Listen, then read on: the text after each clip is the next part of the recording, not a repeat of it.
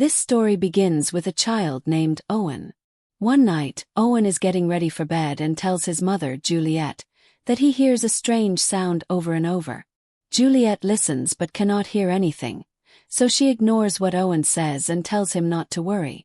The next day, Juliet and her husband, Richard, are sitting in the park while Owen plays with other children nearby. They talk about their recent move to a place called Staracre. This is where Richard grew up, as it belonged to his father, Neil. However, Richard explains to Juliet that his childhood here was far from happy.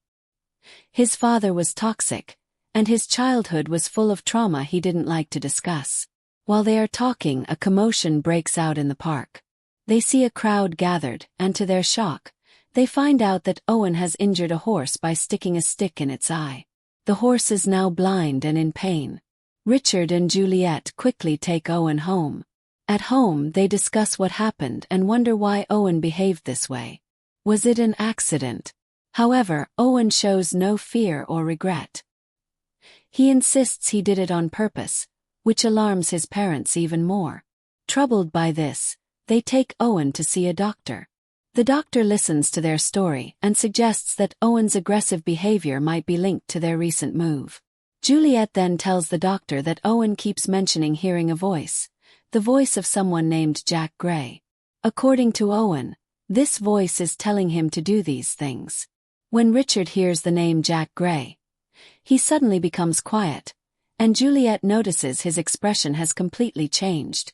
The doctor, however, dismisses it, not understanding what Juliet is trying to explain. When they return home, Juliet questions Richard about Jack Gray. Who is he, and why did Richard react so strongly to hearing his name? Richard explains that Jack Gray is just a mythical character, a made-up figure used to scare children. He says this story might be mentioned in their folklore but insists it isn't real. He suspects that their neighbor Gordon might have told Owen these stories. We then learn more about Gordon. He is Richard's neighbor and close to their family. When Juliet and Richard are not at home, Gordon often babysits Owen and takes care of him. The following day, Richard takes Owen out for a walk. While walking, Richard reminisces about his childhood and tells Owen that there used to be a large oak tree in front of their house. It was a place where the townspeople would gather for festivals and public events. However, Richard believes that Gordon must have told Owen about the oak tree, possibly filling his head with strange stories. Gordon likely claimed that the tree was a path to another world, just like Richard's father, Neil, had once believed. Neil had been deeply superstitious and thought that sacrificing to the tree could grant wishes. Richard warns Owen not to believe anything Gordon says, as Gordon also believes in these superstitions. Curious, Owen asks Richard about the oak tree's current state. Richard explains that the tree has been cut down, and now only its roots remain. Later, we see Juliet experiencing strange feelings about her surroundings. She starts having visions and becomes hypnotized, losing herself completely in the moment. While in this trance-like state, something unusual happens. Owen, who was standing behind her, suddenly collapses. Juliet is unaware of this, as she's still lost in her visions. When she finally snaps out of it, she notices Owen lying on the ground. He has suffered a severe stroke. Owen is rushed to the hospital, where it's revealed that he had an asthma attack and couldn't get help in time. Tragically, Owen passes away. The news shatters Juliet and Richard's world, leaving them utterly devastated. From that day onward, their relationship changes drastically. They drift apart, with Juliet isolating herself in a room, consumed by grief, and Richard throwing himself into his work to escape the pain of losing his son. Richard, an archaeologist by profession, immerses himself in his research, particularly focusing on a rabbit fossil. His work consumes most of his time, serving as a distraction from his grief. Meanwhile, Juliet's sister, Harriet, visits her one day, bringing her pet dog along. Harriet's visit temporarily eases Juliet's pain, offering her a brief moment of solace. When Richard speaks with Juliet later, it becomes evident from his words that he holds her partially responsible for Owen's death. He believes Juliet should have been more attentive since she was home when the incident occurred. Juliet, however, is already overwhelmed with guilt and sadness. Her sorrow affects her deeply, to the point where she begins walking in her sleep at night, often wandering outside the house without realizing it. On one such night, Richard finds her and takes care of her. One morning, as Gordon is passing by their house, the story takes another turn. One day, Richard introduces Juliet to Mrs. Ford, explaining that she will be staying with them for a few days. That evening, Ford visits their house and tells Juliet that she has learned about the tragic death of her son. She says she feels sorry but believes that Owen's soul is still wandering in the house, unable to move on because of Juliet's deep love for him. Ford suggests they help his soul find peace by asking him to leave. Ford then begins a ritual, chanting and asking Juliet to think about her son and let go. Juliet follows her instructions, and after the ritual, she feels a strange sense of relief, as if a heavy burden has been lifted from her. Harriet is present during the ritual, and later Richard learns about it. However, instead of being pleased, he becomes furious. At the same time, Richard makes a breakthrough in his archaeological work.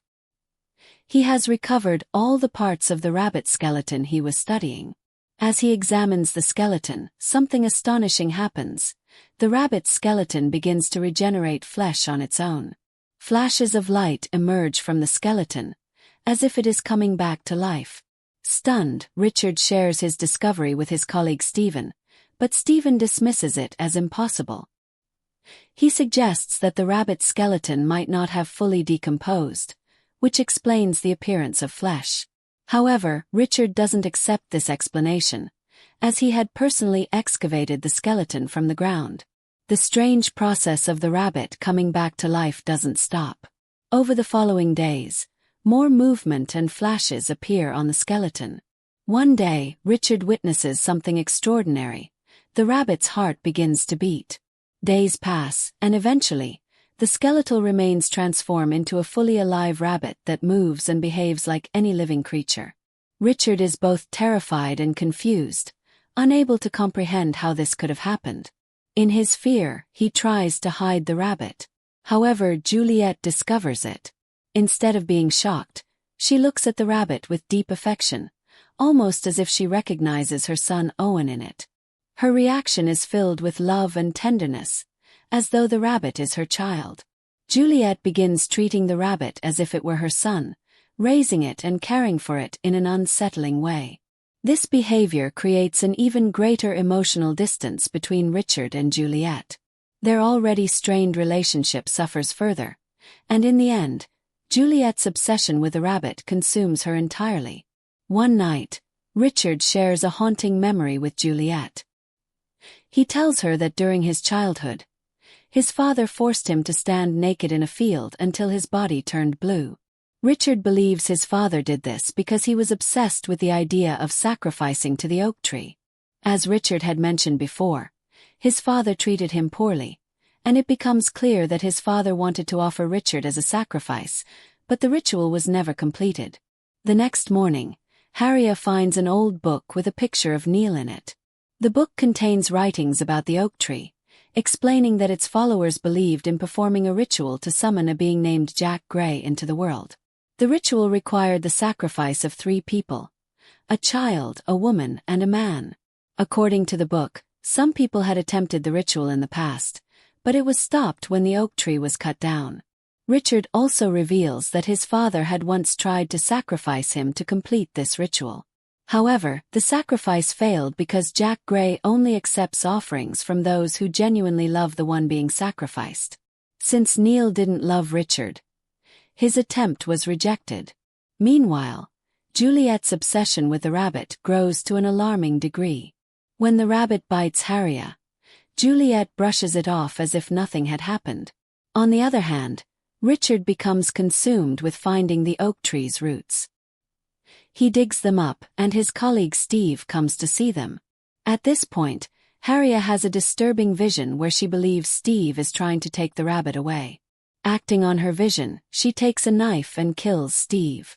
Shockingly, Richard seems unaffected by the murder, even as Steve dies right before his eyes. Gordon and Mrs. Ford then bury Steve's body in the same field where the oak tree once stood. Later, Richard and Juliet plot something horrifying. Richard lures Harriet to his room under the pretense of showing her the rabbit. While her back is turned, he hits her on the head with a hammer, killing her instantly. Richard has now murdered his own sister. After this, Juliet tells Richard that they have finally succeeded in bringing Jack Gray into the world. In a deeply unsettling moment, Juliet begins breastfeeding the rabbit, as if it were her child. With this eerie and disturbing act, the story concludes.